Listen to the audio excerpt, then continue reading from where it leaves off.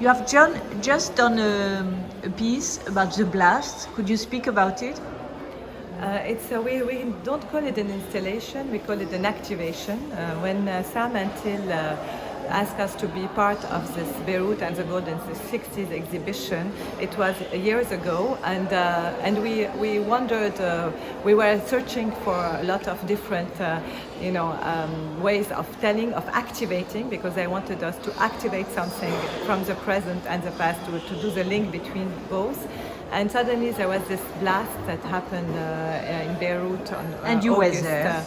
4. Yes, our studio was destroyed, and a third of the city was destroyed, and I think that part of us was destroyed, all of us in Lebanon.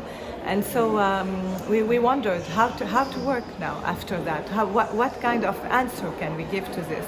And so we took all the list of works, artworks that were shown in the exhibition, and noticed that many of them were coming from this museum, the Surso museums that got destroyed during the blast. So suddenly those works that survived the wars and different catastrophes and even the blast are there, presented here. The audience come, look at them, and suddenly they realize at the end of this exhibition that they are survivors, that they witnessed one of the major explosions that happened in history, and there's something very weird because it is haunted by several ghosts, by a kind of dust that create waves and that are present. And we are part of this very immersive activation and installation where all the images are synchronized, and suddenly we realize and we notice that institutions cannot protect. It's a promise that they cannot stand, that the fragility is at the core of everything, and that artworks that we just saw are survivors and witness for us. So what do you think about the idea of fragility? I think fragility is at the core of our work, our life, because we always have fragility is something that happened also unexpectedly.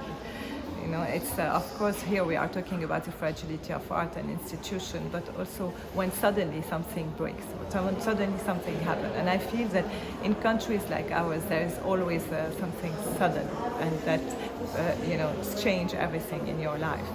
And the unexpected something can be also an encounter. Fragility can be also something that is an encounter and change the path of your life. And it's not only negative; it can be also a strength. It can be also to still be open to what happens, to serendipities, to Serendipities. Yeah, I'm dyslexic on this word only.